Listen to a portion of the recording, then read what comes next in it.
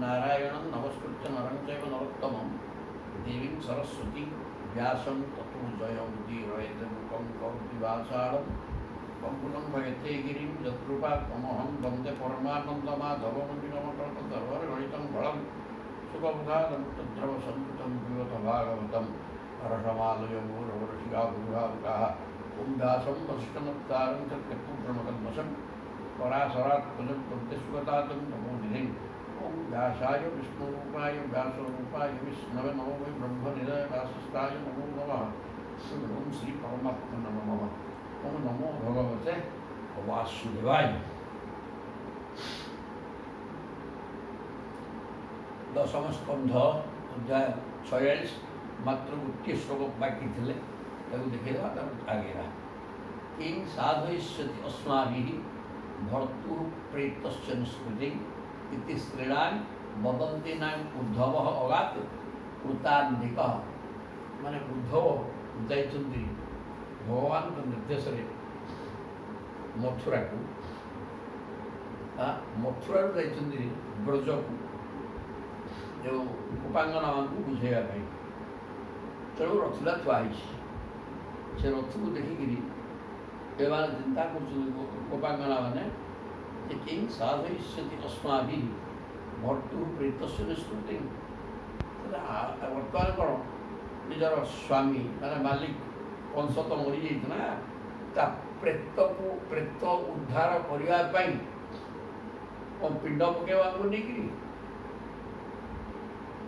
मैंने आमको आम पिंड को पिंड स्वरूप दब कि अर्थात आम आम प्राण खाइयो कि प्रकार तार अर्थ ये पिंड पकेब बोले इटा भी पिंड सीटा भी पिंड चाउल गोला हो भात धाई हो ना पिंड ये शरीरटा भी पिंड तेना आम पिंड को नहीं ता स्वामी की पिंड दब कि माने ये आमको पुणी आउ थे बाजवा भी आसला कि सी तो आसिक आखि फुटे पड़ी अपूर्ण ये आउ जड़े किए आसिक प्रकार पहुँचले कि कौन आम पिंड नहीं पिंड को दब कि ये पिंडुटा जो पिंड पड़ुची ता खाइबा को ଔଷଧ दिजाऊँ खाइबा को दिजाऊँ जो चाउल बढ़ाला पिंडुटा पिंड शब्द अर्थ शरीर तेणु से आग पानी दिया गोड़ धुआ पानी अवनेजन तुभ्यम श्रद्धा नम अवनेजन माने गोड़ धोने को पानी दिगला तापर आसन पादासन आसन दिगला तापर पिंडुटी पड़ला पिंड माने शरीर कल्पना कर पिंड दवा समय कह ब्राह्मण कहे जे पिता शरीर चिंता करके थो पिंड ही शरीर तादेह पुणी गंध पुष्प धूप दीप फूल सब दिखाई मूल भाव दि जाऊँ तेणु ये बर्तमान आम पिंड नहीं ता स्वामी कंस को पिंड दब कि ये कथा चिंता करी इति स्त्रीणा वदंती नानी प्रकार गोपांगना मैंने कहूँ अवस्था उद्धव तर गाधुआधि कर संध्या बंदना इत्यादि शेष करके आसिक पहुँचीगले ये अध्याय सरला इति श्रीमद्भागवत महापुराणे पारमहंस्यां संहितायां दशम स्कंधे पूर्वार्धे नंद शोकापनयन नाम षट्चत्वारिंशोऽध्यायः सप्तचत्वारिंश अध्याय माने 47 अध्याय आरंभ होला उद्धव सहित गोपीमान कथोपकथन भ्रमरहित श्री शुकवाच शुकदेव भगवान कहते क्या परीक्षित महाराज को तम दीक्ष कृष्णानुचरम ब्रजस्त्रिय प्रलम्ब बाहु नवकंज लोचन पीतांबरम पुष्करमाणिनम नशन मुखार बिंदम मणिपुष्पकुंडलम तम दीक्ष कृष्णानुचरम ब्रजस्त्रिय ब्रजांगना माने तम कृष्णानुचरम दीक्ष कृष्णकर दूत उद्धव देखिकी किमिका रूप होती ना प्रलम्ब बाहु अजानुलंबित बाहु लंबा लंबा हाथ नवकंज लोचनम नूतन कंज मान प्रस्फुटित पद्म फूल भाया कमनीय आखि पीतांबर परिधान कर पुष्करमाणिनम पद्मनाट बेकर पड़ी लसक मुखार बिंदम ମଣିପୁଷ୍ଟ କୁଣ୍ଡଳ ମଣିମୟ କୁଣ୍ଡଳ କାନରେ ଲାଗିଛି। ତେଣୁ ସେ ଗଣ୍ଡ ଦେଶରେ ଦୋହଲିକିରି ମୁଖମଣ୍ଡଳ ଶୋଭାକୁ ଆହୁରି ବଢ଼ଉଛି। ଏହି ପ୍ରକାର ଭଗବାନଙ୍କ ବେଶଭୂଷା ଭଳିଆ ସମାନ ବେଶ ହେଇଛି ତାଙ୍କର। ସେ ଭଗବାନଙ୍କୁ ତାଙ୍କ ଆକାର ବି ଠିକ୍ ଭଗବାନଙ୍କ ଭଳିଆ, ଟିକିଏ କୌଣସି ବେଶୀ। ତେଣୁ ଶୁଚିସ୍ମିତା କୋୟଂ ଅପିଚ୍ୟ ଦର୍ଶନ ଉତ୍ତଶ୍ଚ ପଶ୍ଚାତ୍ ଚିତ୍ତ ବେଶଭୂଷଣ ଇତ୍ୟୁଷ୍ଟ ସର୍ବା न परिवक्तु उत्सुकाः न तमुत्तम श्लोक पदाम्बुजाश्रयम्।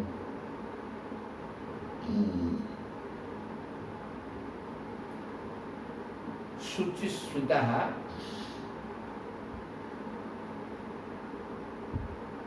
मंद मंद हसी गोपांगना माने ये किए से अयं कह अपिच्छ दर्शन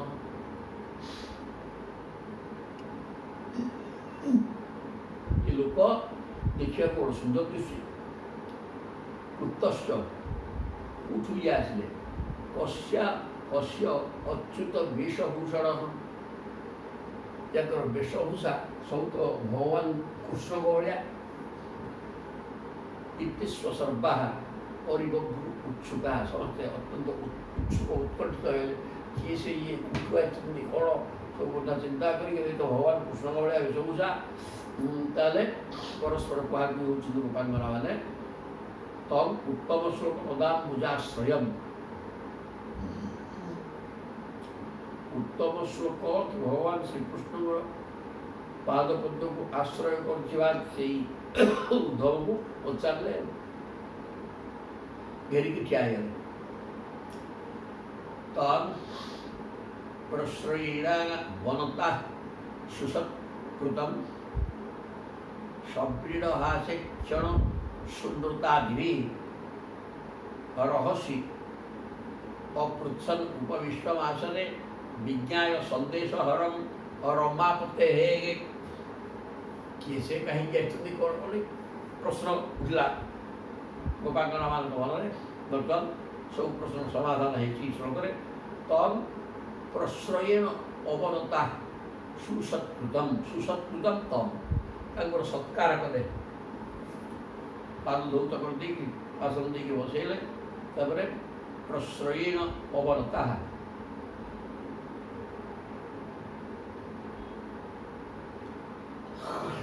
नवरतार सहित जोड़ हस्त चरण स्पर्श कले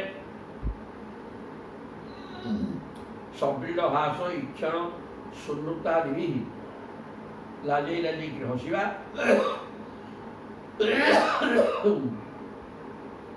एवं मीठा कथा कही सल्लज हास्य सल्लज चाहाणी मधुर वाणी आदि द्वारा उद्धव को आदर सत्कार करी रहस्य एकांत अपृछत उपविष्ट आसने आसन बसवा पर एकांत पचार लाजुआ लाजुआ हस लाजुआ लाजुआ चाहाणी मीठा कथा कही उद्धव को पचारे रास्ता बस बसवा पर पचारे विज्ञाय संदेश हरम और रमापते से जापारे जे उद्धव ये उद्धव ये रमापति माने लक्ष्मीपति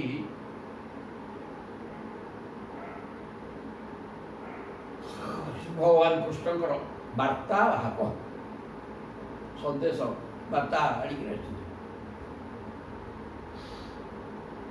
जानीमह त्वां जदुपते पार्षद समुपागतम भर्त्रेह ऋषितः पितृः भवान प्रिय चिकित्सया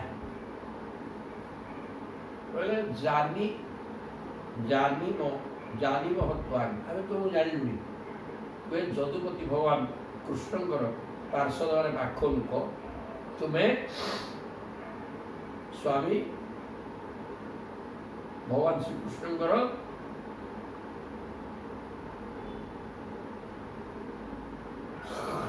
वार्ता आनिकी द्वारा प्रेरित होकर पितामाता उभय को खुशी करने द्वारा प्रेरित होकर जानी सारे କେବଳ ତାଙ୍କ ପିତାମାତାକୁ ଖୁସି କରିବା ପାଇଁ ତୁମେ ଆସ ଭଗବାନ ଶ୍ରୀକୃଷ୍ଣଙ୍କର ବାର୍ତ୍ତାହର ହିସାବରେ ଆମେ ବୁଝି ସାରିଲୁଣି ଆଉ କିଛି କହିବା ଦରକାର ନାହିଁ। ଅନ୍ୟଥା ଗୋବ୍ରଜେ ତସ୍ୟ ସ୍ମରଣୀୟ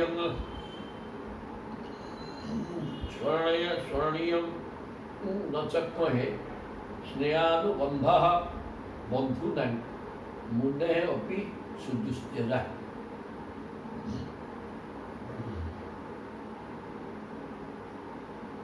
ତାହା ହୋଇନଥିଲେ ଏହି ନନ୍ଦଗାଁ କଥା, ଏ ଗାଈ ରହିବା ଜାଗାଟା କଥା ତାଙ୍କର କାହିଁକି ମନେ ପଡ଼ିଥାନ୍ତା। ପିତାମାତାଙ୍କୁ ଖୁସି କରିବାକୁ ତୁମେ କେବଳ ଆସ, କାହିଁକି ନା ତାହା ହେଇନଥାନ୍ତା ଆସିକି ଯାଇକି ରାଜକୀୟ ଭୋଗ ଭିତରେ ବୁଡ଼ିକି ରହିଲେ। ତାଙ୍କୁ ଇଏ ଗାଈ ଗୋରୁ, ଗାଈ ଗୁହାଳ, ଗୋପାଳମାନଙ୍କ କଥା କାହିଁକି ମନେ ପଡ଼ିବ। ସ୍ମରଣାୟନ ଚକ୍ର ଏ କଥାକୁ ସିଏ ଆଦୌ ଆଉ ସ୍ମରଣ କରିପାରିବେ ନାହିଁ। ତଳସ୍ତରରେ ଥାଏ, ଯଦି କିଛି ଉନ୍ନତି ହେଇଗଲା ସେ ଆଉ ତଳସ୍ତରକୁ ଯିବ କି? ସିଏ ଆମ ଭଳିଆ ଜିନିଷ ନିକୃଷ୍ଟ, ଘର ନାହିଁ ଦ୍ୱାର ନାହିଁ, ଗାଈ ଗୋଠ ଭିତରେ ଆମର ଜୀବିକା, ସିଏ କାହିଁ ଆମକୁ ଆଉ ମନେ ପକେଇବେ? ବାପା ମାଆଙ୍କୁ ଖୁସି କରିବାକୁ କେବଳ ତୁମକୁ ପଠେଇଥିଲି। ସ୍ନେହାନୁବନ୍ଧ ବନ୍ଧୁ ନାହିଁ, କିନ୍ତୁ ବନ୍ଧୁମାନଙ୍କର ସ୍ନେହ ବନ୍ଧନଟା ମୁଣ୍ଡେ ହେ ସୁଦୁସ୍ତ୍ୟଜା। ମୁଣ୍ଡିମାନେ ମଧ୍ୟ ଯେଉଁ ସ୍ନେହ ବନ୍ଧନ ହଟେଇ ପାରିବେ ନାହିଁ।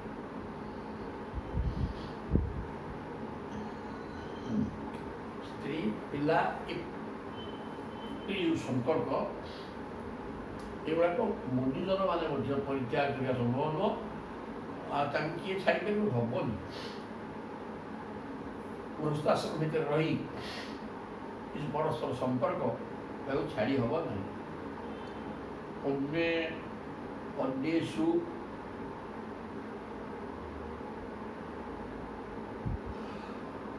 ଅର୍ଥକୃତା ମୈତ୍ରୀ ଯାବତ୍ ଅର୍ଥ ବିଡ଼ମ୍ବନମ୍ କୁମ୍ଭୀଃ ସ୍ତ୍ରୀଷୁ କୃତା ଯଦବତ୍ ସୁମନସ୍ୱୀଚ ଷଟ୍ପଦୀ। ସୁମନସ୍ୱୀବ ଷଟ୍ପଦୀ। ସୁମନସ୍ସୁ, ସୁମନସ ମାନେ ପୁଷ୍ପ, ପୁଷ୍ପେଷୁ ଷଟ୍ପଦୀ। ଭ୍ରମଣ ମାନେ ପୁଷ୍ପ ଉପରେ ବସି ଆଗ୍ରହରେ ତାର ମଧୁକୁ ଆସ୍ୱାଦନ କରନ୍ତି, ତାପରେ ଫୁରୁକି ନୁଣିକି ଆଉ ଗୋଟେ ଫୁରକୁ ଯାଆନ୍ତି।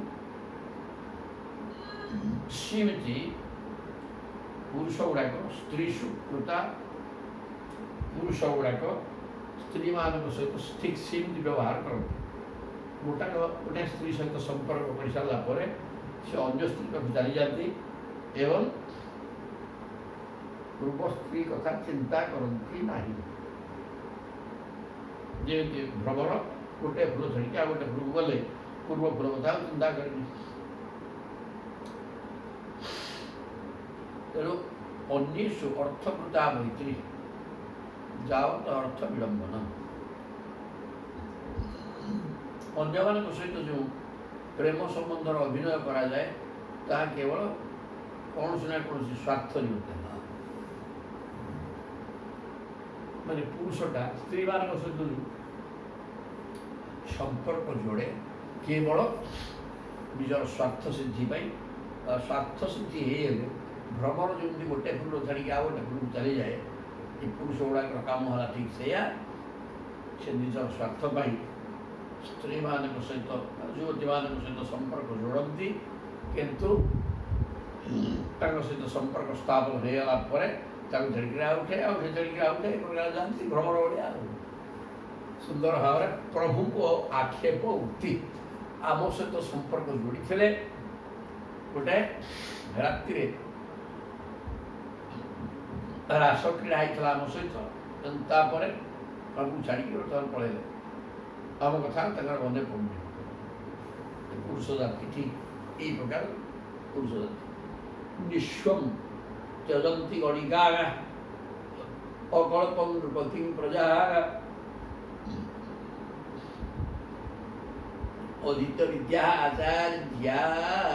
आचार्यं ऋत्विजः दत्त दक्षिणां। सुंदर कथा कहा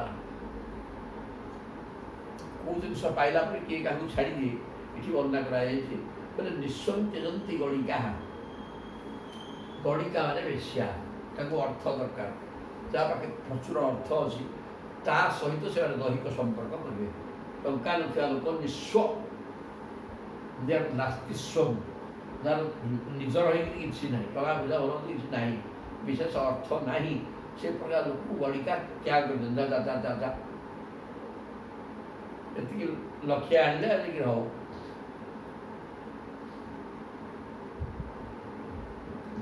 गणिकाटा विश्व व्यक्ति परित्याग कला भाया अकल्पं नृपतिं प्रजा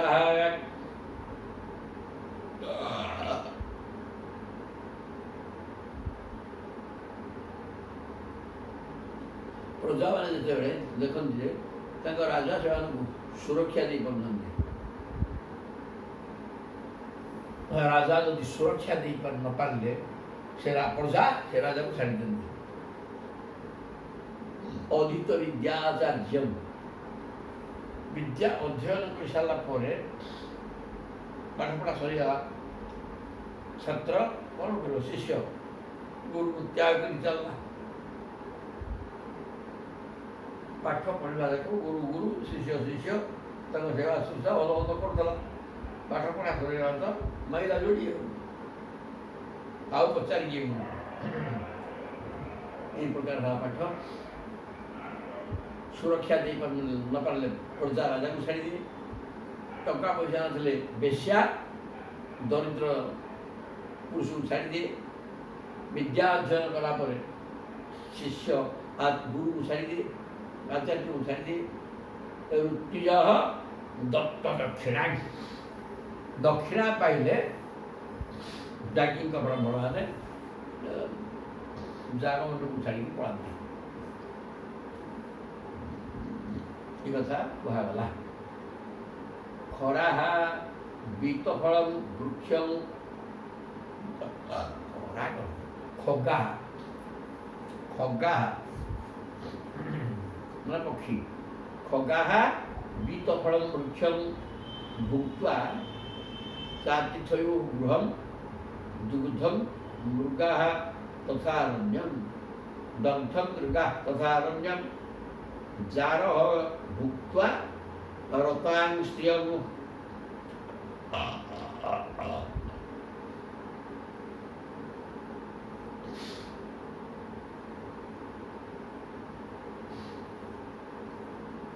खगा खे अच्छी जेते खगा जो मैंने आकाश उड़ती भगवान पक्षी गुड़ाक बीत फल वृक्ष गचर पाचिला फल भर्ती देला पक्षी आसिक अजस्र बसिक खाई पकेले खाई सरीगला पक्षी मैंने कौन करेंगे फल शून्य हो जाता गछ को छाड़ी अन्यत्र पड़े तापर भुक्त्वा चातिथयो गृहम अतिथि कि जड़े आसला तुम परिवार सहित तार कौन संपर्क नहीं केवल आसला किसी पाइबा जदि सी भोजन कर सारा खाଇବା पी आसला मैंने खाईदेला से चलला कहीं रही भुक्त्वा चातिथयो गृहम अतिथि मैंने खाई सारा घर को छाड़ा भाया पक्षी गुड़ाक गचर फल सरीगला गच को छाड़ा भाया दग्धं मृगा तथा रण्य अरण्य निआ लगिगला दबाग्नि निआ लगी अरण्य को मृग मैंने छाड़ी पलैला भाया पशु जंगली पशु सब निआ लगे रही जंगल दौड़ी पलैला गोटे जंगल को तापर भुक्त्वा रतां स्त्रियं जार पुरुषटा भोग कर सारा स्त्री छाड़ी पढ़ाए किए कौन छाड़ी किए जानते से कथा वर्णना कराला तेणु आमर भगवान श्रीकृष्ण आमको छाड़ी पढ़ाई उपभोग कर इत्युप्य हि गोविन्दे गत वाक् कायमानसः कृष्ण दूते ब्रजं जाते उद्धवे त्यक्त लौकिकाः इति गोप्य हि गोविन्दे। ई प्रकार गोपांगना माने गोविंद ठारे गत वाक् कायमानसा है। कायमन वाक्य श्रीकृष्ण ठारे ही तल्लीन थे। काय मन वाक्य श्रीकृष्ण ठारे तन्मय होकर मन शरीर कथा सब कृष्णमय होता। कृष्ण व्यक्ति से किसी जापारे यही प्रकार स्थित रही गोपांगना मैंने कौन कले कृष्ण दूते कृष्ण द्वारा प्रेरित दूत उद्धव को उद्धव ठारे त्यक्त लौकिका उद्धव को ये कहू कहू क्या क्यों कथा किपर कह उचित से भूलीगले। उद्धव को अत्यंत गोपनीय कथा निजर अन्य पुरुष सहित संपर्क यहाँ किए क्या कह कि स्त्री लोग कहीपर किंतु बर्तमान एमाने कहते जमी भ्रमरटा गोटे फूल रू महु आस्वादन कर गोटे फूल चली जाए ये बर्तमान भगवान कृष्ण अनेक कथा कही सारे आमको भोग कर सारा परित्याग कर चलते जार भुक्ता रताणी श्रियम अनुरागिणी अनुरक्ता स्त्री की जार पुरुष षठ धपा पुरुष भोग कर सारा छाड़ी चली जाए तो बर्तमान कृष्ण आम छाड़ी चली जाती एक कथा जड़े गोटे स्त्री लोक पर पुरुष आगे ये सब कथा कहवा ठीक नुहे सब गोपनीय गुप्त रहस्य कथा या किंतु एमाने तन्मय हो जाते कृष्णमय सब कायमन वाक्य कृष्णमय हो जाए हाथ ये ब्रजांगना मैंने भगवान द्वारा प्रेरित दूत भाव प्रेरित उद्धव आगे सब कथा कहीदे त्यक्त लौकिका लोक व्यवहार कथा जोटा कह उचित नुहे से कथा भी कहीदे। गायन्त्य प्रियकर्माणि रुदत्यश्च गतह्रिया तस्य संसृत्य संसृत्य जानी कैश्वर बाल्यो खाली से कौटी कौन है गायन्त्य प्रियकर्माणि भगवान ब्रजरे अवतार टिकी पिला अवतार ना ठारू 11 वर्ष है पर्यंत जहाँ जहाँ सब कर्म करते से गीत आकार बोलले रुदत्यश्च गतह्रिया एवं ये भाया जो प्रभु से आम छाड़ी पड़े से लाज छाड़ी कांदिले भो बोक रुदत्यश्च तस्य संसृत्य संसृत्य पाठ कहला देखा असुविधा कौन है असुविधा या कृष्ण समस्त पुओ नुह कि किसी नुह नंदघोष पुओ जदि पुओ सी विषय में कांदे ये जगत कहीं कांदे तेणु एम कांदा कांदा भितर लोक सन्देह कर कौन याकर कौन इम्ति कहीं कांदा गायन्त्य प्रिय कर्माणि निजरा प्रियतम भगवान श्री कृष्ण खेला सब वर्णना कर भोग होकर लाज छाड़ी कांदा को लगे तस्य संसृत्य संसृत्य जानी कैशोर बाल्य बाल्य एवं किशोर अवस्था जो जो कर्म करते सेगुड़ाक स्मरण कर गीत आकार गान कर लज्जा छाड़ी कांदा को लगे कांदाटा गोटे ଲଜ୍ଜାକର କଥା। ସହଜରେ ତେଣୁ ଲୋକ କାନ୍ଦେନି, କିନ୍ତୁ ସେ ଲାଲ ଧରିକି କାନ୍ଦିବାକୁ ଲାଗିଲେ। କାଚିତ୍ ମଧୁକରଂ ଦୃଷ୍ଟ୍ୱା ଧ୍ୟାୟନ୍ତି କୃଷ୍ଣ ସଙ୍ଗମଂ ପ୍ରିୟ ପ୍ରସ୍ଥାପିତଂ ଯୁକ୍ତଂ ଅଳ୍ପୈ ତ୍ୱେଦମ୍ ଅବ୍ରବୀତ୍।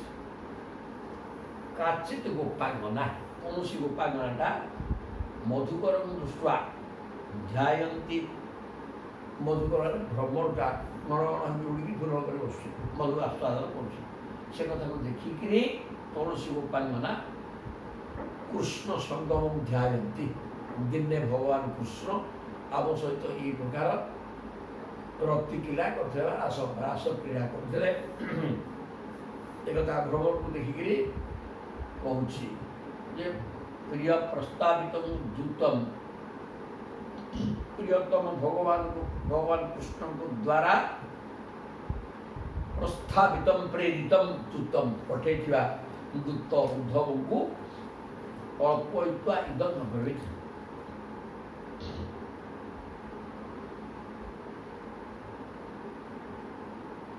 ଭ୍ରମର ହେଇକିରି ଫୁଲ ଉପରେ ସତେଜ ଆପଣ ଗେଲେଇକି କଥା କହୁଛି। ଫୁଲ ତାକୁ ମନା କରୁଛି, ତୁ ପାଖରେ ବସେ, ତୁ ଏଇଠି ବସୁ, ଆଗେ ପଳେଇବୁ ତ ତୁ ଠିକ୍ ନୁହଁ, ମୋତେ ତୁ ଭଲ ପାଉନୁ, ତେଣୁ ମୋ ପାଖରେ ବସେ। ଏକଥା ଭ୍ରମଣ ଗୁରୁ ହେଇକିରି ତାକୁ ତେଲେଇକି କଥା କହିବାର ଗୁରୁ ହେଉଛି, କିନ୍ତୁ ଫୁଲ ତାକୁ ମନା କରୁଛି। ଠିକ୍ ସେମିତି କୃଷ୍ଣଙ୍କର ଚିନ୍ତା କରି, ସଙ୍ଗମ ଚିନ୍ତା, କୃଷ୍ଣ ଆମ ସହିତ ମଧ୍ୟ ମିଶିଥିଲେ, କିନ୍ତୁ ବର୍ତ୍ତମାନ ଛାଡ଼ିକି ଚାଲିଗଲେ। ତେଣୁ ମୋତେ ଯେମିତି ଭ୍ରମର ଫୁଲକୁ ଗୁଣ ଗୁଣ ହେଇକି ମଙ୍ଗଉଛି, ସେମିତି ମଙ୍ଗେଇବା ପାଇଁ ଦୂତ ପଠେଇ ଦେଇଛନ୍ତି ଆମ ପାଖକୁ। ସିଏ ଆସିକି ଆମକୁ ତେଲେଇକିରି କହିବ, ଯାହାକୁ ନିଜର ଦେଖା ଦର୍ଶନରେ ଦୂତ ପଠେଇ ଦେଲେ ତ। ଭ୍ରମର ଯେମିତି ଆସିକି ଦୂତ, ଭ୍ରମରକୁ ଦୂତ କରି ପଠେଇଛନ୍ତି। ଏ ଭ୍ରମରକୁ ଆମ ପାଖକୁ ଦୂତ କରି, ଭ୍ରମର ଉଳୁ ହେଇକି ଯେଉଁ ପୁଷ୍ପ ଆଡ଼େ ଉଡ଼ିକି ଯାଇକିରି ବୁଲୁଛି, ସେଇଟାକୁ ଲକ୍ଷ୍ୟ କରିକି ଗୋପୀ କହୁଛି ଯେ ଭ୍ରମର ନୁହେଁ ଯେ ସିଏ କୃଷ୍ଣ ଦେଖେଇକି କରୁଛି ତ, ଦେଖେଇ ଶିଖେଇ କହନ୍ତୁନି ପାଠ, ମାନେ ଉଦ୍ଧବକୁ ଦେଖେଇକି ତୁମେ ଦୂତ ହେଇକିରି ଆସିଛ, ତୁମେ ଆମକୁ ତେଲେଇବା ପାଇଁ ଆସିଛ ପ୍ରଭୁଙ୍କ ତରଫରୁ। ସେମିତି ବର୍ତ୍ତମାନ ଭ୍ରମରଟା ସେ ଫୁଲ ଇଚ୍ଛା ବିରୁଦ୍ଧରେ ତାକୁ ତେଲେଇକିରି ତାଠୁ ମହୁ ଆସ୍ୱାଦନ କରିବା ପାଇଁ ବ୍ୟବସ୍ଥା କରୁଛି। ମହୁ ଖାଇଦେଲା ପରେ ସେଇ ଫୁଲକୁ ଛାଡ଼ିକି ଆଉ ସେ ପଳେଇବ। ଠିକ୍ ସେମିତି ବର୍ତ୍ତମାନ ପ୍ରଭୁ ଆମେ ଫୁଲ ସଦୃଶ ଆମଠାରୁ ମଧୁ ଆସ୍ୱାଦନ କରିସାରି ସିଏ ଅନ୍ୟତ୍ର ପଳେଇଗଲେ, ଆଉ ଆସିବାର ନାହିଁ। ଆଉ ତୁମ ଭ୍ରମର ଭଳିଆ, ଭ୍ରମର ହେଉଛି ଦୂତ, ଆଉ ଭ୍ରମର ଆସିବ ରେ ଉଦ୍ଧବ, ତୁ ପ୍ରଭୁଙ୍କ ଦୂତ ହେଇକି ଆସିକି ଆମକୁ ଫୁସୁଲଉଛୁ, ଯେମିତି ଭ୍ରମର ଫୁଲକୁ ଫୁସୁଲଉଛୁ। ଏଇଟା ଦ୍ୱିବିଧ ଅର୍ଥ ହେଲା। এই ପ୍ରକାର ଜଣେ ଗୋପୀ କହିଲା, ଗୋପୀ ଉବାଚ ମଧୁପ, ସେଇ କଥାଟା ଆଉ ଥରେ ବି କହିବେ, ମଧୁପ କୀର୍ତ୍ତବ ବନ୍ଧୁ ମା ସ୍ପୃଶାଙ୍ଘ୍ରେଙ୍ଗେ ସପତ୍ରିୟା ଉଚ୍ଚ ବିଲୁଳିତ ମାଳା କୁଙ୍କୁମ ସଂସୃଢ଼ିୟ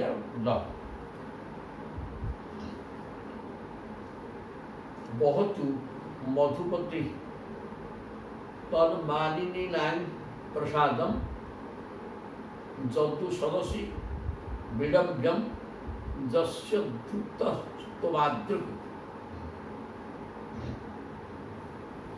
তাহলে হে মধুপ, মধুপର ବି ଦୁଇଟା ଅର୍ଥ। ମଧୁ ମାନେ ପୁଷ୍ପରସ, ମହୁପାନ କରୁଥିବା ଭ୍ରମର, ଆଉ ମଧୁ ମାନେ ମଦ୍ୟ, ମଦୁଆ ମଦୁଆ ମଦୁଆ। ତେଣୁ ମଧୁପ ଆଉ ମଦୁଆଟା ଠକ।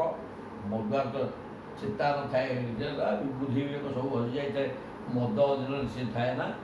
ତେଣୁ କୀର୍ତ୍ତବ ବନ୍ଧୁ, ତୁମେ ବନ୍ଧୁ ହେଲେ ମଧ୍ୟ ଠକ। କୀର୍ତ୍ତବ କପଟିଆଙ୍କ ସଖା।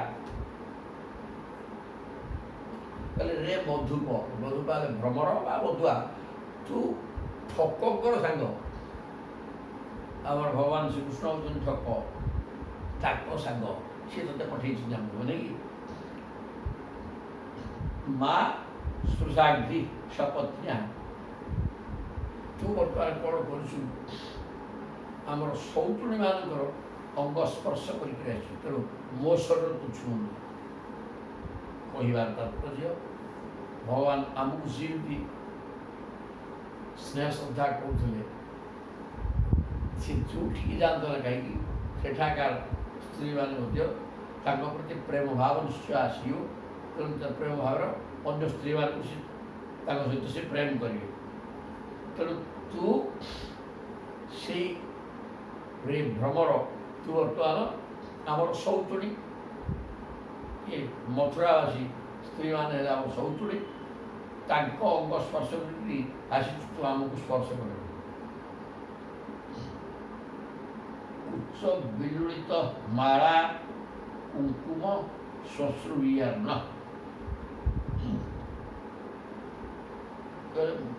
ମୁଁ ଦେଖିପାରୁଛି ଯେ ଶ୍ରୀକୃଷ୍ଣଙ୍କର ଫୁଲମାଳ ମୋ ସୌତୁଣୀମାନଙ୍କ ଛାତିରେ ରଗଡ଼ି ହେଇ ଦଳିମଗଛି ହେଇଯାଇଛି। ସେଥିରେ ଲାଗିଥିବା କୁଙ୍କୁମ କେଶରର ରଙ୍ଗ ତୋ ମୁହଁରେ ରହିଛି।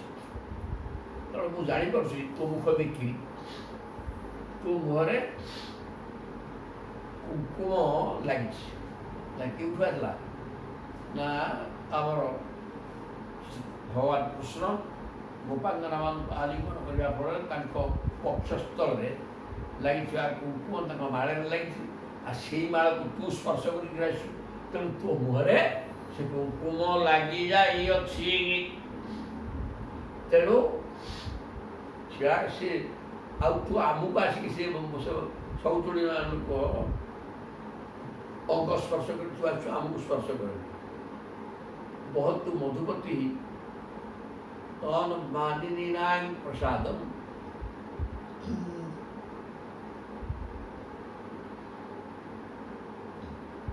ତୁ ଗୋଟେ ନିର୍ଦ୍ଦିଷ୍ଟ ଫୁଲକୁ ପ୍ରେମ କରୁନୁ। ତୁ ଏ ଫୁଲରୁ ଉଡ଼ି ସେ ଫୁଲ, ସେ ଫୁଲରୁ ଉଡ଼ି ସେ ଫୁଲ, ଏଇଟା ଇଆ କରୁଛୁ।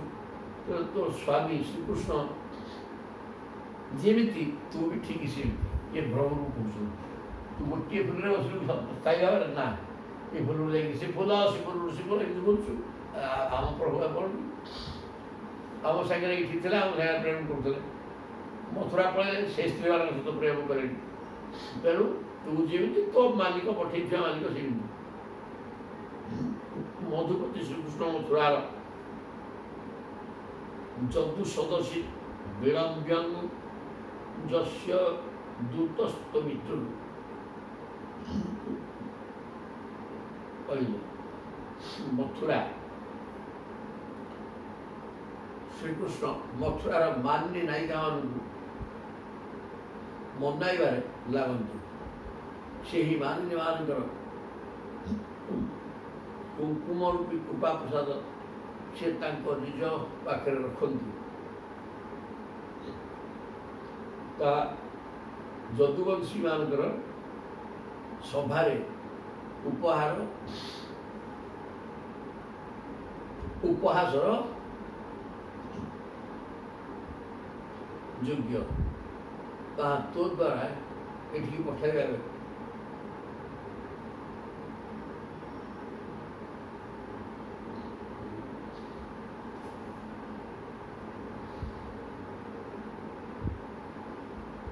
କୁଙ୍କୁମ ରୂପୀ କୃପା ପ୍ରସାଦ। କୁଙ୍କୁମଟା ବ୍ରଜାଙ୍ଗନାମାନଙ୍କର ହେଲା ମଥୁରାବାସୀ ନାୟିକାମାନଙ୍କର ବକ୍ଷସ୍ଥଳରେ ଲାଗିଥିବା କୁଙ୍କୁମ ବର୍ତ୍ତମାନ ପ୍ରଭୁ ଆଲିଙ୍ଗନ କରିବା ପରେ ତାଙ୍କ ହାରରେ ଲାଗିଯାଇଛି ତ, ତେଣୁ ସିଏ ତାଙ୍କ କଥା ରଖିଥାନ୍ତି। ତୁ ଏଠିକି ଆସିକିରି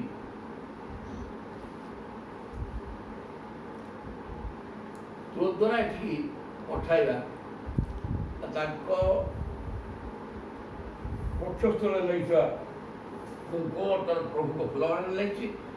ଆଉ ତାଙ୍କ ଫୁଲମାଳରେ କୁଙ୍କୁମ ଲାଗିକିରି ଥାଉ, ସିଏ ଯାଇକିରି ଯଦୁ ସଭା ଭିତରେ ଅପଦସ୍ତ ହୁଅନ୍ତୁ। ଯିଏ ଦେଖିଲେ କ'ଣ କହିବେ ଏଇଟା ଏଇଗୁଡ଼ା କେମିତି ଝାଗିଲା ଫୁଲମାଳରେ, ତେଣୁ ସେ ଅପଦସ୍ଥ ହେବେ। ହେଲେ ତୁ ତାଙ୍କ ସେଇ ଫୁଲମାଳରୁ କୁଙ୍କୁମକୁ ଆଣିକିରି ଆମ ପାଖକୁ ଦେଖେଇ ହେବାକୁ ଆସିଛୁ, ସେଇଟା ଆମର କିଛି ଦରକାର ନାହିଁ। ସେ ତମ ପ୍ରଭୁଙ୍କ ପାଖରେ ଯାହା ଦେଖେଇ ଦେଇଥିବ, ଏଠିକି ପଠାଇବା ଦରକାର ନଥିଲା। କାହିଁ ଆମ ପାଖକୁ ପଠେଇଛନ୍ତି ଏ ପ୍ରକାର ତାକୁ କହିଲେ।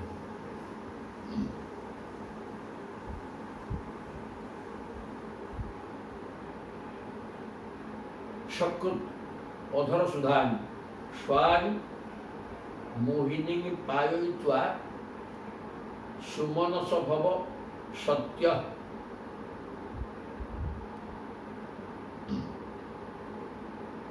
ତତ୍ତ୍ୟଜେ ଅସ୍ମାନ୍ ଭବାତୃ ପରିଚରତି କଥମ୍ ତତ୍ପାଦ ପଦ୍ମଂ ପଦ୍ମା ह्यपिवत द्रुत चेतागा ह्यपिवत द्रुत चेतागा उत्तम श्लोक कल्पैः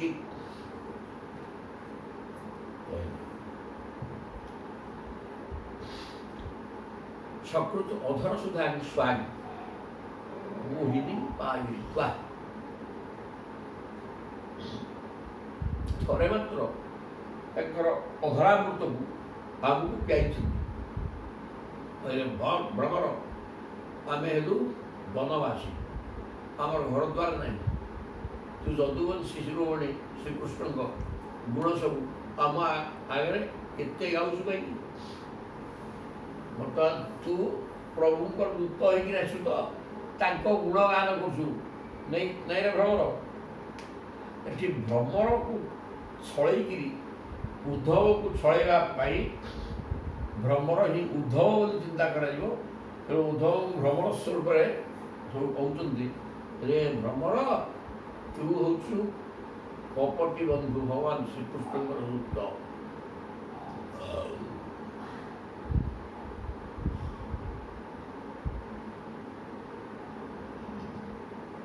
तू जपरी फूलर रस आस्वादन कर गोटे फूल छाड़ी आ गोटे पड़ाऊ सेमती तो सखा भगवान श्रीकृष्ण आमर अधर सुधा को पान कर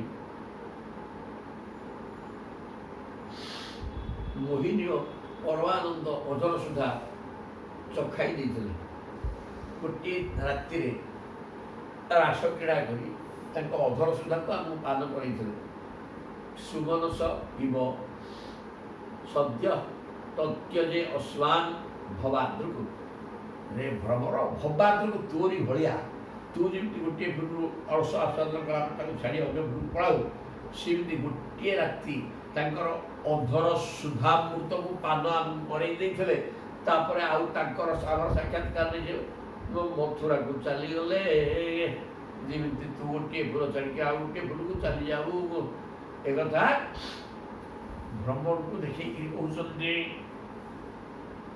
एवं उद्धव भी बसुंट परिचरती कथम तत्पाद पद्म पद्मा लक्ष्मी किमिका से प्रभु चरण सेवा करके पढ़ते जो प्रभु अनेक स्त्री सहित संपर्क रही लक्ष्मी भाया पत्नी सी चरण सेवा करके रही आश्चर्य कौन स्त्री निज स्वामी पर स्त्री संपर्क को संभाली पार ना तेणु सी जेहेतु अन्य स्त्री मान संपर्क रखी लक्ष्मी निरलागिरी प्रभु चरणाबिंदु को सेवा करवा किमिका सेवा कर विचित्र कथा कहीं सी अन्य स्त्री मान सहित संपर्क प्रभुकर अच्छी तेणुक लक्ष्मी सीटा कि जापार ना बड़ा आश्चर्य कथा ह्यपिवत ओ हृतचेता उत्तम श्लोक कल्पै से निश्चित से शैलनागर श्रीकृष्ण चिकड़ चकड़ कथार भूली जाइए किए लक्ष्मी कहलिया कथा कही भूली से चित्तचोर ତାଙ୍କ ଚିତ୍ତ ବି ଚୋରାଇ ନେଇଛନ୍ତି। ଲକ୍ଷ୍ମୀଙ୍କର କଅଁଳିଆ କଥା କହି ଯଦିଓ ଲକ୍ଷ୍ମୀ ଜାଣିପାରୁଥିବେ ଯେ ପ୍ରଭୁଙ୍କର ଅନ୍ୟ ସ୍ତ୍ରୀମାନଙ୍କ ସହିତ ସମ୍ପର୍କ ରହିଛି, ତଥାପି ସିଏ ପ୍ରଭୁକୁ ଛାଡ଼ୁନାହାନ୍ତି, ତାଙ୍କ ସହିତ ସମ୍ପର୍କ ରଖି ରହିଛନ୍ତି। କିମ୍ୟ ବହୁ ଷଡ଼ଙ୍ଘ୍ରେ ଗାୟସିତ୍ୱଂ ଯଦୁନାଂ ଅଧିପତି ମଗୃହାଣାଂ ଅଗ୍ରଜୁ।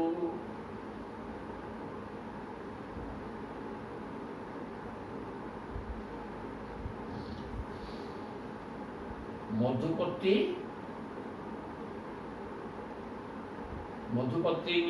ଅଗୃହାଣାଂ ଅଗ୍ରତୁ ନଃ ପୁରାଣମ୍ ବିଜୟ ସଖ ସଖୀନାଂ গীয়তাং তৎপ্রসঙ্গঃ ক্ষপিত কুচস্তে কল্পয়ন জ্যেষ্ঠবিষ্টাহ।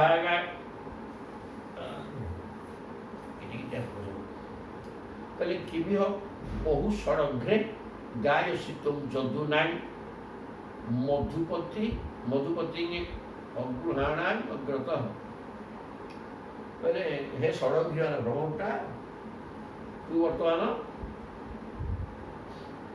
ଯଦୁପତି ଭଗବାନ ଶ୍ରୀକୃଷ୍ଣଙ୍କର ଗୁଣଗାନ ଆମ ଆଗରେ କ'ଣ କରୁଛୁ ଆମେ କିଛି ଜାଣିପାରୁନୁ। ଆମେ କ'ଣ ତାକୁ ଠିକ୍ ହେବାର ଚିହ୍ନୁ? ତୁ ଚିହ୍ନିନୁ। ଆମେ ହେଲୁ ବନବାସୀ, ଆମର ଘର ଦ୍ୱାରା କିଛି ନାହିଁ।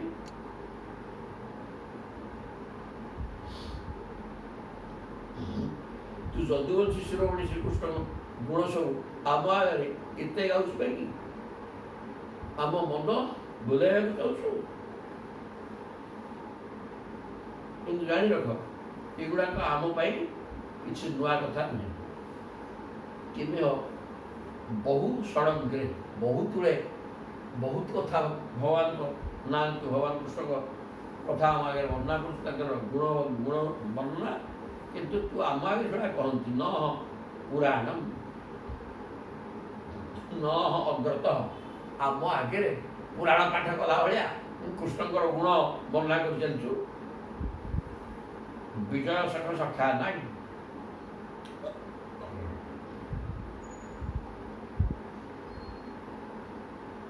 ଏଠୁ ପଳା ଏବଂ ଯାଇ ଯାହାଙ୍କ ସହିତ ସଦା ବିଜୟ ନିବାସ କରେ।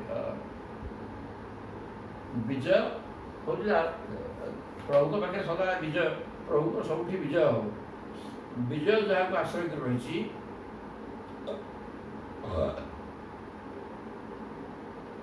ଏସବୁ ଆମ ପାଇଁ ବହୁତ ପୁରୁଣା। ନଃ ଅଗ୍ରତଃ ପୁରାଣ, ଏହା ଆମର ପୁରା ସବୁ ପୁରୁଣା କଥା, ଆମ ଆଗରେ ସେଟା ବର୍ଣ୍ଣନା କରିବି। ତେଣୁ ତୁ ଯାଇକିରି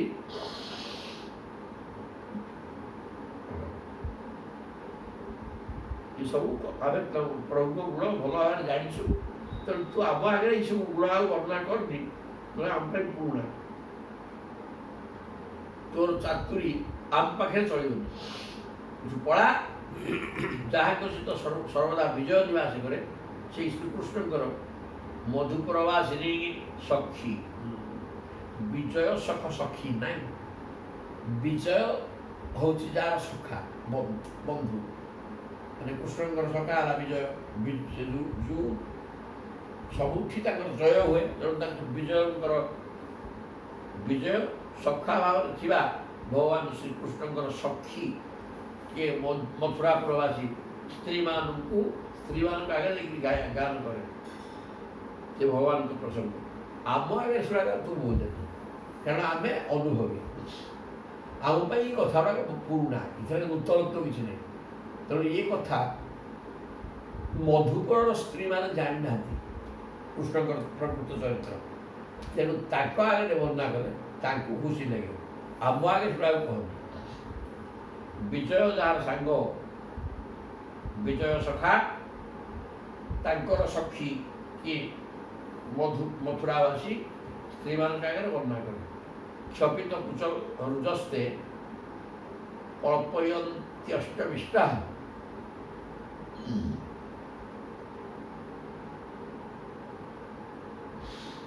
ସେମାନେ ବର୍ତ୍ତମାନ ପ୍ରଭୁଙ୍କର ପ୍ରିୟତମା ହେଇଯାଇଛନ୍ତି। ସେମାନଙ୍କର ହୃଦୟ ପୀଡ଼ା ଦୂର କରିଛନ୍ତି। ତେଣୁ ସେମାନେ ତୋର ପ୍ରାର୍ଥନା ରଖିବେ, ତୋର କଅଁଳିଆ କଥାରେ ପ୍ରସନ୍ନ ହୋଇ ତୁ ଯାହା ମାଗିବୁ ସବୁ ଦେଇଦେବେ, ତୋର ଅଭିଳସ୍ତ ବସ୍ତୁ ପ୍ରଦାନ କରି ପକାଇବେ। ତେଣୁ ତାଙ୍କ ଆଗରେ ଦେଇକରି ବର୍ଣ୍ଣନା କରେ, କାରଣ ତାଙ୍କୁ ସେ ପ୍ରଭୁ ବହୁତ ସ୍ନେହ କରନ୍ତି ଏବଂ ପ୍ରେମ ପ୍ରଦାନ କରିଛନ୍ତି। ତେଣୁକରି ତାଙ୍କ ଆଗରେ ବର୍ଣ୍ଣନା କଲେ ତାଙ୍କୁ ସେମାନେ ଖୁସି ହେବେ। ଆମ ଆଗରେ ସେଗୁଡ଼ା କହନ୍ତି, ଆମ ଆଗରେ ସେଗୁଡ଼ା ପୁରୁଣା କଥା ହେଇଗଲାଣି, ଆମେ ତାଙ୍କ ଗୁଣ ଭଲ ରୂପେ ଜାଣିଛୁ। ଦିବି ଭୂମିଚ ରସାୟାଣି କାହା ସ୍ତ୍ରିୟ ତଦ୍ଦୁରାପାହା କପଟ ରୁଚିର ହାସ ଭ୍ରୁ ବିଶୃମ୍ଭ ଚାସ୍ୟୁ চরণরজ উপাস্তে যস্য ভূতিয়ার বয়ঙ্কা অপিচক্ষুর্পণ পক্ষে হ্যুত্তম শ্লোক শব্দ ইয়ে ଗୋପାଙ୍ଗଣା ମାନେ କହୁଛନ୍ତି, କହିଲେ ଆରେ ମୋର ଦୀପି ଭୂମି ରସାୟନ, ଦିବି ମାନେ ସ୍ୱର୍ଗରେ, ଭୂମି ମାନେ ମର୍ତ୍ୟ ଲୋକରେ, ରସାୟନ ପାତାଳ ଲୋକରେ। ସ୍ୱର୍ଗ ମର୍ତ୍ୟ ପାତାଳ ତିନି ପୁରରେ ଏମିତି କେଉଁ ସ୍ତ୍ରୀଟା ଅଛି, ସ୍ତ୍ରୀୟ କାହା ସ୍ତ୍ରୀୟ ତଦ୍ଦୁରାପାହା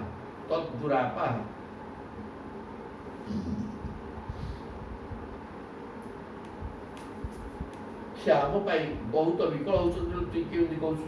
ଏପରି କେଉଁ ସ୍ତ୍ରୀ ଅଛି କହିଲୁ ଦେଖି, ଯେ କି ତାଙ୍କର କପଟ ଭରା ମନୋହର ମୃଦୁହାସ ଆଖି ଠାରରେ ବଶ ହୋଇଯିବ। କପଟ ରୁଚିର ହାସ, ସେ ହାସରେ ହସିବାଟାରେ କପଟ ଅଛି।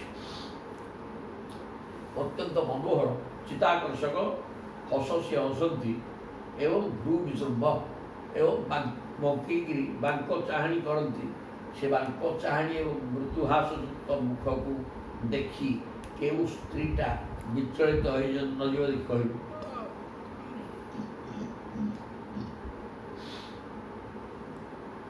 ତାଙ୍କ ପାଖକୁ ଧାଇଁ ନ ଆସିବ, ଆରେ ମୁକା ସ୍ୱର୍ଗ ମର୍ତ୍ତ୍ୟ ପାତାଳ ତିନି ପୁରରେ ଏପରି କୌଣସି ସ୍ତ୍ରୀ ନାହିଁ ଯିଏ ତାଙ୍କର ଇଏ ମୁଖଭଙ୍ଗୀ ଏବଂ ବାଙ୍କ ଚାହାଣୀରେ ଆକୃଷ୍ଟ ହେଇନଥିବ। ଏ ପ୍ରକାର କମନୀୟ ରୂପ ଛଟା ପ୍ରଭୁ ପାଖରେ ଅଛି। ତେଣୁ ଯେକୌଣସି ସ୍ତ୍ରୀ ଲୋକ ତିନି ଭୁବନରେ ଯେକୌଣସି ସ୍ତ୍ରୀ ତାଙ୍କ ମଧ୍ୟରେ ଆକୃଷ୍ଟ ହେଇଯିବ ମୁହୂର୍ତ୍ତକ ମଧ୍ୟରେ। ତେଣୁ ଆମ ଆଗରେ ତାଙ୍କ କଥା କହନ୍ତି। ଚରଣ ରଜ ଉପାସ୍ତେ ଯସ୍ୟ ଭୂତିଆ ବୟଂ କା, ଅନ୍ୟମାନଙ୍କ କଥା କ'ଣ କହିବା, ସ୍ୱୟଂ ଲକ୍ଷ୍ମୀ ମଧ୍ୟ ତାଙ୍କର ଚରଣ ସେବା କରନ୍ତି। ଚରଣ ରଜ ଉପାସ୍ତେ ଯସ୍ୟ ଭୂତିଆର ବୟଂ କା, ସ୍ୱୟଂ ଲକ୍ଷ୍ମୀ ଭଗବାନଙ୍କ ଚରଣ ସେବା କରନ୍ତି, ତାଙ୍କୁ ସିଏ ଛାଡ଼ୁନାହାନ୍ତି। ଆଉ ଆମ କଥା କ'ଣ କହୁଛୁ? ତେଣୁ ଅପିଚ କୃପଣ ପକ୍ଷେ ଉତ୍ତମ ଶ୍ଲୋକ ଶବ୍ଦ। ତେଣୁ ତୁ ଯାଇକି ସେ ପ୍ରଭୁଙ୍କୁ କହ,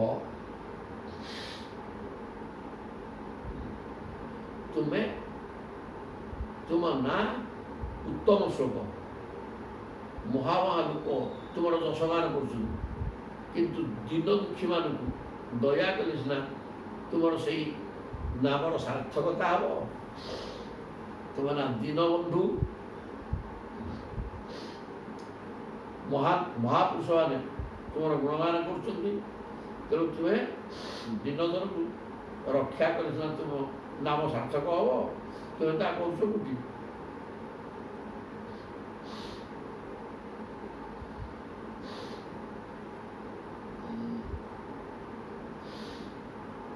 ଶ୍ରୀକୃଷ୍ଣଙ୍କ ଠାରୁ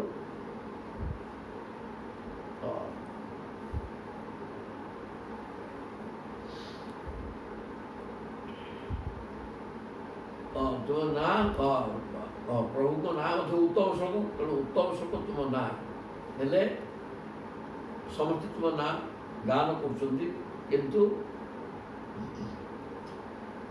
ଦୀନବନ୍ଧୁ ତୁମ ନାଁ ମଧ୍ୟ ଦୀନମାନଙ୍କର କିନ୍ତୁ ଦୀନଜନଙ୍କୁ ଦୟା କରୁନା। ତୁମର ସେଇ ନାମର ସାର୍ଥକତା ରହିବ କେମିତି? ତାହା ନ କଲେ ହେ କୃଷ୍ଣ ତୁମର ଉତ୍ତମ ଶ୍ଲୋକ ନାମଟା ମିଛ ବୋଲି ପ୍ରମାଣିତ ହେଇଯିବ। ତେଣୁ ତୁମେ ବର୍ତ୍ତମାନ ଆମେ ଅତ୍ୟନ୍ତ ଦୟନୀୟ ଅବସ୍ଥାରେ ଅଛୁ ତୁମର ବିଚ୍ଛେଦରେ, କିନ୍ତୁ ତୁମର ଦୟା ଆମ ପ୍ରତି ଆଦୌ ନାହିଁ। ତେଣୁ ତୁମେ ଉତ୍ତମ ଶ୍ଲୋକ ଦୀନବନ୍ଧୁ ଏଇ ଯେଉଁ ଶବ୍ଦ ଗୁଡ଼ିକ ତୁମ ପାଖରେ ଲାଗିଛି ତାହା ଯଥାର୍ଥ ହେଉନାହିଁ। କାରଣ ଆମେ ଆମଠାରେ ତୁମର କୌଣସି ଦୟା ନାହିଁ ଏକଥା ଯାଇକିରି ରେ ଭ୍ରମର ତମ ମାଲିକକୁ କହ ଯେ ଗୋପାଙ୍ଗନ ମାନେ ଏ ପ୍ରକାର କହିଲେ ଯେ ତୁମ ନାଁ ଦୀନବନ୍ଧୁ, ଉତ୍ତମ ଶ୍ଲୋକ ମାନେ ଆପଣଙ୍କର ଯଶଗାନ କରୁଛନ୍ତି ସାଧୁ ସନ୍ଥ ସାଧକମାନେ, କିନ୍ତୁ ଆମେମାନେ ଅତ୍ୟନ୍ତ ଦୟନୀୟ ଅବସ୍ଥାରେ ଅଛୁ, ହେଲେ ଆମ ପ୍ରତି ଦୟା ଆପଣଙ୍କର ନାହିଁ। ତେଣୁ ଏ ଦୀନବନ୍ଧୁ ଶବ୍ଦ ଏଇଟା ଆପଣଙ୍କ ପାଖରେ ସାର୍ଥକ ହୋଇପାରୁନାହିଁ। ରେ ଭ୍ରମର ତୁ ଯାଇକିରି ଏସବୁ କଥା ଭଗବାନଙ୍କ ଆଗରେ କହ। ମାନେ ଏଠି ଭ୍ରମର କହିବା ଛଳରେ ଉଦ୍ଧବକୁ ସବୁ କହୁଛନ୍ତି ରେ ଭ୍ରମର ତୁ ଦୂତ ହେଇକି ଆସିଛୁ ପ୍ରଭୁଙ୍କର, କିନ୍ତୁ ପ୍ରକୃତ ଦୂତ ହେଇକି ଆସିଛନ୍ତି ଉଦ୍ଧବ ତାଙ୍କ ସେ ବସିଛନ୍ତି। ଏ ଭ୍ରମରକୁ ଆଖି ଆଗରେ ରଖି ଉଦ୍ଧବକୁ ଆକ୍ଷେପ ବି କରୁଛନ୍ତି, ଆକ୍ଷେପ ଉକ୍ତି। ତାପରେ ବିସୃଜ ଶିରସି ପାଦମ୍ ବେଦ୍ମ୍ୟହଂ ଚାଟୁକାରୀ ହି ଅନୁନୟ ବିଦୁଷସ୍ତେ ଅଭ୍ୟେତ୍ୟ ଦୌତ୍ୟଂ କୁନ୍ଦାତୁ ସୁକୃତ ଇହ ବିସୃଷ୍ଟା ପତ୍ୟପତ୍ୟନ୍ୟ ଲୋକା ବିସୃଜତ୍ ଅକୃତ ଚିତାଃ କିଙ୍ଗିନୁ ସନ୍ଧେୟମସ୍ମିଙ୍ଗନେ। ବିସୃଜ ଶିରସି ପାଦମ୍ ବେଦ୍ମ୍ୟହଂ ଚାଟୁକାରୀ।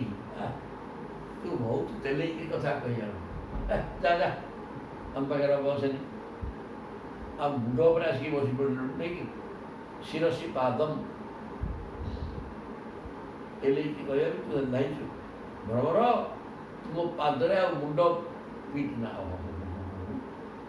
ବିସୃଜ ଶିରସି ପାଦମ୍, ମୋ ମୁଣ୍ଡ ତୋ ମୁଣ୍ଡକୁ ଆଣିକି ମୋ ପାଦରେ ପିଟୁଛୁ ମୋତେ ତେଲେଇବା ପାଇଁ, ଖୁସି କରେଇଦେବା ପାଇଁ, ନାଇକି? ନା, ମୁଁ ଠିକ୍ ଜାଣିଛି ତୁ କଅଳିଆ କଥା କହୁଥିବା, କଅଳିଆ କଥା କହିକିରି ମନ ଭୁଲାଣିଆ କଅଳିଆ କଥା କହୁଥିବା ସେ ପ୍ରଭୁଙ୍କର ଦୂତ ତ, ତେଣୁ ତୋତେ ଠିକ୍ ଜଣା ଚାଟୁ କଥା ତେଲେଇକି କଥା କହିକି ଓଷ କରିଦେବା। ସେଥିପାଇଁ ମୋ ପାଦରେ ମୁଣ୍ଡ ଥୋଇକି ତୁ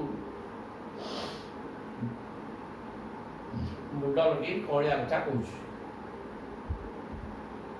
ଅନୁନୟ ବିଦୁଷସ୍ତେ ଅଭ୍ୟେତ୍ୟ ଦୌତ୍ୟ ମୁକୁନ୍ଦାତ୍। ସେ ମୁକୁନ୍ଦ ବା ଭଗବାନ କୃଷ୍ଣ ମଧ୍ୟ ଏଇ ପ୍ରକାର କଅଳିଆ କଥା କହିବା ତାଙ୍କୁ ଭଲ ଭାବରେ ଜଣା।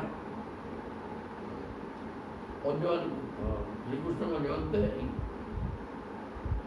ଆମେ ସେ ସୁକୃତ ଇହ ବିସୃଷ୍ଟା ପତ୍ୟପତ୍ୟାନ୍ୟ ଲୋକା।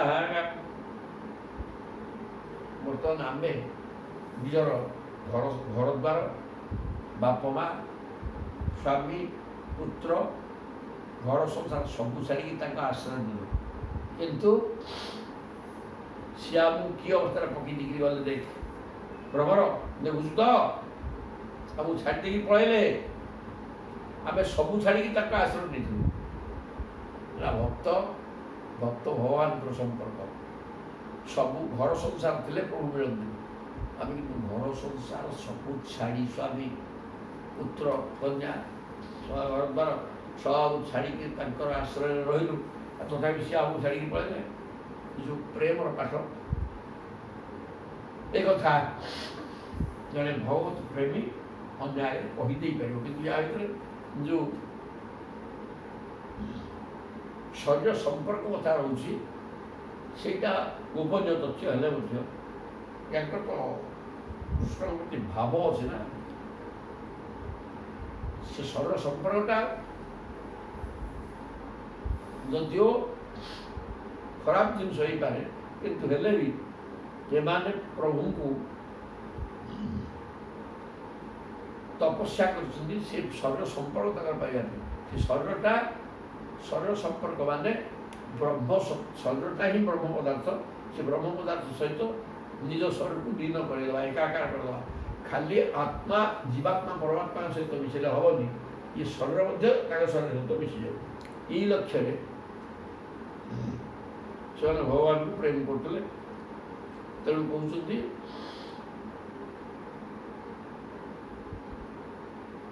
ତୁ ଆମ ମୁଣ୍ଡ ଆମ ଗୋଡ଼ରେ ମୁଣ୍ଡ ପିଚିକି ଆମକୁ ସେ କୃଷ୍ଣଙ୍କ କଥା କହନି। ଆମେ ସବୁ ଛାଡ଼ିକି ତାଙ୍କ ଚରଣରେ ଶରଣ ପଶିଲୁ, କିନ୍ତୁ ସେ ଆମକୁ ଛାଡ଼ି ଦେଇକିରି ଚାଲିଗଲେ। ତେଣୁ ତାଙ୍କଠାରେ ଟିକିଏ ବି ଦୟା ନାହିଁ କି କୃତଜ୍ଞତା ନାହିଁ।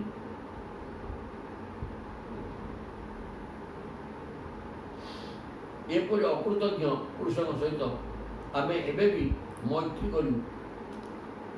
କେମିତି ଆମେ ତାଙ୍କ ସହିତ ତାଙ୍କ କଥା ଶୁଣିକିରି ତାଙ୍କ ସହିତ ମିତ୍ରତା ଆମେ କରିବୁ? ବ୍ୟସୃତ ଅକୃତ ଚେତା କିନୁ ସନ୍ଧେୟମସ୍ୱିଙ୍ଗେନେ। ତୁ ନିଜେ କହ, ଆମେ ଘର ଦ୍ୱାର ଘର ସଂସାର ସ୍ତ୍ରୀ ପିଲା ସବୁ ସ୍ୱାମୀ ସବୁ ସ୍ୱାମୀ ପିତାମାତା ସବୁ ଛାଡ଼ି ଦେଇକିରି ତାଙ୍କର ଶରଣ ପଶିଲୁ, କିନ୍ତୁ ସିଏ ଆମକୁ ଆମର ଶରଣଦାତା ହେଇଥିଲେ ମଧ୍ୟ ସେ ଶରଣ ନ ଦେଇକିରି ଆମକୁ ଛାଡ଼ି ଦେଇକି ଚାଲିଗଲେ। ତେଣୁ ତାଙ୍କୁ ଆଉ ବିଶ୍ୱାସ କରାଯାଇପାରିବ ନାହିଁ। ଆମେ କେମିତି ବିଶ୍ୱାସ କରିବୁ? ତୁ ନିଜେ ଭ୍ରମର ପିଲା କହିଲୁ ଦେଖି, କରିହେବ କି?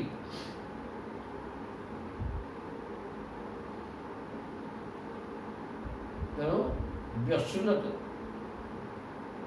ଅକୃତ ଚେତା କିନୁ ସନ୍ଧେୟମସ୍ୱିଙ୍ଗେନେ। ତଥାପି ତୁ ତ କ'ଣ ଗଣଗଣ ହେଉଛୁ? ତାହେଲେ ଏତେ କଥା ହେଇସାରିଲା ପରେ ତୁ କ'ଣ ଆମକୁ କହୁଛୁ ତାଙ୍କ ଜାଗାରେ ଆମେ ତାଙ୍କୁ ପୁଣି ବିଶ୍ୱାସ କରିବୁ ବୋଲି? ଏ କ'ଣ ସମ୍ଭବ? ଆମେ ତ ଏତେ କଥା ବର୍ଣ୍ଣନା କରୁ ନା। ଆମ ପ୍ରତି ତାଙ୍କର କିଳେ ହେଲେ ଅନୁରାଗ ନାହିଁ। ଆମେ ସବୁ ଛାଡ଼ିକିରି ଆସିଲୁ, ସେ କିନ୍ତୁ ଆମକୁ ଛାଡ଼ିକି ପଳାଇଲେ। ତେଣୁ କହୁଛନ୍ତି ଆଉ ମୃଗୟୁ ଇବ କପୀନ୍ଦ୍ରମ୍ ବିବ୍ୟଧେ ଲୁବ୍ଧ ଧର୍ମା।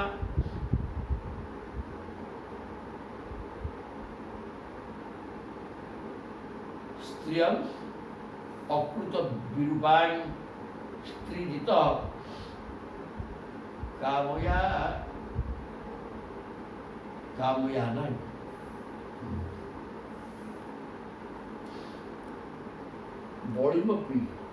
ବଳିମତ୍वा चेष्टा भाग्योत्सह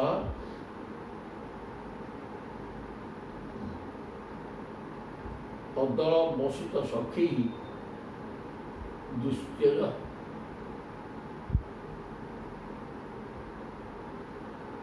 तत्कथार्था। मृगयुः कपिद्रम बिभ्यधे लुब्ध धर्मा। କହିଲେ हे ମଧୁପ ଭ୍ରମରଟା ତାଙ୍କ କୀର୍ତ୍ତି କାହାକୁ ଅଛପା ଅଛି, ଭାରି କୀର୍ତ୍ତିମାନ, କିଏ ମନା କରୁ। କିନ୍ତୁ ସେ ଯେତେବେଳେ ରାମ ହୋଇଥିଲେ ସେତେବେଳେ ସେ ବ୍ୟାଧକ ଲୁଚି କପିରାଜ ବାଳିକି ମାରି ପକେଇଥିଲେ। ମୃଗୟୁ ଇବ କପୀନ୍ଦ୍ରମ୍ ବିବ୍ୟଧେ ଲୁବ୍ଧ ଧର୍ମା। ସିଏ ପ୍ରଭୁ ହେଲେ ଏଇ ଗୋଟେ କଥା କରେ, ସେ ବର୍ତ୍ତମାନ ପ୍ରଭୁ ଅତ୍ୟନ୍ତ ପରାକ୍ରମୀ ବଳୁଆ, କିନ୍ତୁ ହେଲେ ସେ ଲୁଚି ଛପିକିରି ବର୍ତ୍ତମାନ ବ୍ୟାଧ ଭଳିଆ କପିଶ୍ରେଷ୍ଠ ବାଡ଼ିକି ମାରିଥିଲେ ଲୁଚିକିରି। ତେଣୁ ସେ କପଟି ବିଚରା ସୁପର୍ଣ୍ଣଖା କାମ ପୀଡ଼ିତା ହେଇକି ସ୍ତ୍ରୀୟଂ ଅକୃତ ବିରୂପାଂ ସ୍ତ୍ରୀ ଜିତ କାମ ୟା ନାହିଁ। ଗୋଟେ କାମୁକି ସ୍ତ୍ରୀଟା ସୁପର୍ଣ୍ଣଖା ସିଏ ତାକୁ ତାଙ୍କ ଶରୀର ସହିତ ସମ୍ପର୍କ ସ୍ଥାପନ କରିବାକୁ ଚାହୁଁଥିଲା, କିନ୍ତୁ ତାକୁ ସେ କଥା ନ କରି ତା ନାକ କାନ କାଟିକି ଛାଡ଼ିଦେଲେ। ତେଣୁ ତାଙ୍କର ବିଚାର ଶକ୍ତି ଚମତ୍କାର, ଲୁଚିକିରି ବାଡ଼ିଟାକୁ ମାରି ପକେଇଲେ। ଏଟା କେଉଁ ଧର୍ମ ରହିଲା?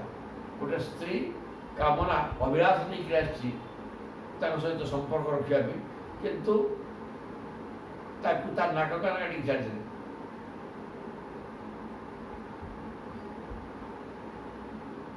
ତାକୁ କୁରୂପ କରିଦେଇକି ଛାଡ଼ିଲେ।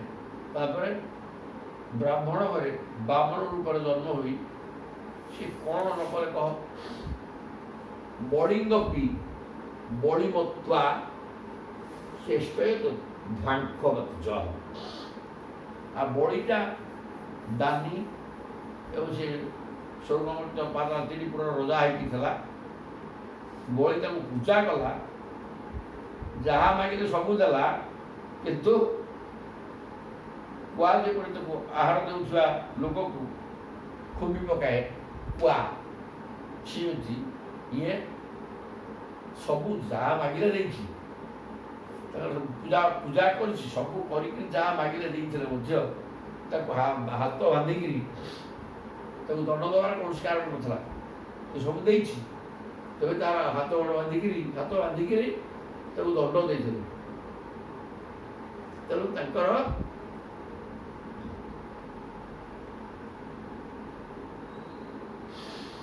ତାଙ୍କ ବିଷୟରେ ଥୁଆ ଭାବରେ ଚର୍ଚ୍ଚା କରେନି। ତାଙ୍କର ଗୁଣକୁ ଆମେ ଭଲ ଭାବରେ ଜାଣିଛୁ, ଆମ ଆଗରେ ସେ ଗୁଣ ଆଉ ତୁ ବର୍ଣ୍ଣନା କରିବୁ।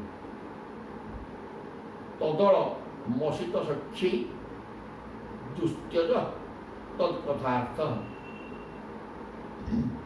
ଶୁଣୁ, ସତ କହୁଛି, ସେ କାଳିଆ ନାଗରଙ୍କ ନିଶା ଯାହାକୁ ଥରେ ଲାଗିଯାଏ ତାକୁ ସେ ନିଶା ଆଉ ଛାଡ଼େନି। ସେଥିପାଇଁ ଆମେ ଯେତେ ଚାହିଁଲେ ବି ତାଙ୍କ ଚର୍ଚ୍ଚା ଛାଡ଼ିପାରୁନୁ। ତାଙ୍କର ଅନେକ ଗୁଣ ଅଛି। ବାଡ଼ିଟାକୁ ମାଙ୍କଡ଼ ମାରିବା ଦୋଷ, ତାକୁ ଲୁଚି ଛପିକି ମାରିଦେଲେ। ଗୋଟେ ସ୍ତ୍ରୀ ତାଙ୍କ ସହିତ ସମ୍ପର୍କ କରିବା ପାଇଁ ଆସିଥିଲା, କିନ୍ତୁ ତାକୁ ନାକ କାନ କାଟି ବିରୂପ କରିକି ଛାଡ଼ିଦେଲେ। ବଳି ଦିଟା, ବଳିଟା ତାଙ୍କୁ ପୂଜା ସତ୍କାର କରିଥିଲେ ଏବଂ ଯାହା ମାଗିଲେ ସବୁ ଦେଇଥିଲେ ମଧ୍ୟ ଯଜ୍ଞଶାଳାରେ ତାକୁ ବନ୍ଧନ କରି ତାର ନିର୍ଦ୍ଦୋଷତାକୁ ବାନ୍ଧି ପକାଇଥିଲେ। ତେଣୁ ଆମେ ସେ ପ୍ରଭୁକୁ ଭଲ ଭାବରେ ଜାଣିଛୁ, କିଛି ଅସୁବିଧା ନାହିଁ। ଆଉ ତାଙ୍କ ଗୁଣାବଳୀ ଆମ ଆଗରେ ବର୍ଣ୍ଣନା କରେ ନାହିଁ। କିନ୍ତୁ ଯେଉଁ ବ୍ୟକ୍ତିକି ସେ କାଳିଆ ନିଶା ଲାଗିଯାଏ, ସେ ଭଗବାନ କୃଷ୍ଣଙ୍କର ନିଶା ଲାଗିଯାଏ, ସିଏ ତାଙ୍କୁ ଆଉ ଛାଡ଼ିପାରେ ନାହିଁ। ସେଥିପାଇଁ ଆମର ମଧ୍ୟ ତାଙ୍କ ପ୍ରତି ଦୁର୍ବଳତା ରହିଛି। ଆମେ ଏତେ କଥା କହୁଛୁ, ଏହା ଆକ୍ଷେପ ଉକ୍ତି। ଏଥିରେ ଜିନିଷଟା କ'ଣ, ଆମେ ବି ଦୁର୍ଦ୍ଦଶା ଭୋଗ କରୁଛୁ। ଆମେ ଘର ସଂସାର ସବୁ ଛାଡ଼ିକି ତାଙ୍କ ଚରଣାରବିନ୍ଦକୁ ଆଶ୍ରୟ କରୁ, ହେଲେ ଯିଏ ସବୁ ଛାଡ଼ିକିରି ଆଶ୍ରୟ କରେ ତାକୁ ସେ ମିଳିଯାଆନ୍ତି, କିନ୍ତୁ ଆମକୁ ସେ ମିଳିପାରିଲେ ନାହିଁ। ତେଣୁକରି ଆମର ମନ କ୍ଷୁବ୍ଧ ହେଇଛି, ଯାହାଫଳରେ ଏଗୁଡ଼ାକ ଆମେ ବର୍ଣ୍ଣନା କରୁଛୁ। ଏ କଥା ଭ୍ରମକୁ କହି ତାକୁ ଆମ ପାଖରେ ଆଉ ମୁଣ୍ଡ ବାଡ଼େଇକିରି, ଆମ ପାଦରେ ମୁଣ୍ଡ ବାଡ଼େଇକି ତୁ କାନ୍ଦେନି ବା ଗେଲେଇକିରି ଆମ କଥା କହନି। ତାଙ୍କୁ ଆମେ ଭଲ ଭାବରେ ଚିହ୍ନିଛୁ, ତୋ କଥା ଆମେ ଶୁଣିବୁ। এই প্রকার କହିଲେ ସବୁ ଲୋକଗୁଡ଼ିକ ଅତି ଚମତ୍କାର। ଗୋପାଙ୍ଗନ ମାନଙ୍କର ବିରହ ବେଦନା ଗୋପାଙ୍ଗନ ମାନେ ବ୍ୟକ୍ତ କରୁଛନ୍ତି ଏବଂ କୃଷ୍ଣଙ୍କ ବିଚ୍ଛେଦରେ କେମିତି ପାଗଳ ହୋଇଯାଇଛନ୍ତି ତାହା ଉଦ୍ଧବକୁ କହିବା ଛଳରେ ଭ୍ରମରକୁ ନାଁ ଧରିକି କହୁଛନ୍ତି। ପ୍ରକୃତରେ ଉଦ୍ଧବ ସେଠି ଅଛନ୍ତି, ସେ ସିଧାସଳଖ ଉଦ୍ଧବକୁ କହୁଛନ୍ତି ଏକ ପ୍ରକାର, କିନ୍ତୁ ଟିକେ ବଙ୍କେଇକି। ସିଧାସଳଖ ନୁହେଁ, ଭ୍ରମର ମାଧ୍ୟମରେ ଉଦ୍ଧବ କହୁଛନ୍ତି। ଉଦ୍ଧବକୁ ହିଁ ଦୂତ, ଉଦ୍ଧବ ପ୍ରକୃତ ଦୂତ ହେଇକି ଆସିଛନ୍ତି, କିନ୍ତୁ ଭ୍ରମର ତୁ ଦୂତ ହେଇକି ଆସିକିରି ଏ ପ୍ରକାର ଆମକୁ ତେଲଉଛୁ। କୃଷ୍ଣ ଜଣେ ଭଲ ବ୍ୟକ୍ତି, ଏ କଥା ଆମ ଆଗରେ ପ୍ରମାଣ କରିବାକୁ ତୁ ଅନେକ ଯୁକ୍ତି ତର୍କ କରୁଛୁ ଆମ ଆଗରେ, କିନ୍ତୁ ଆମେ ତାକୁ ଠିକ୍ ଭାବରେ ଜାଣିଛୁ। ଆମେ ତାଙ୍କ ଗୁଣା ଆଉ ବର୍ଣ୍ଣନା କରନ୍ତି, ଆମେ ସବୁ ଜାଣିକି ରହିଛୁ। ଏଇ ପ୍ରକାର ଚାଲିଛି। ଦେଖିବା ଆହୁରି କେତେ, ଆହୁରି ବହୁତ କଥା କହିବେ। ଜୟ ଜଗନ୍ନାଥ।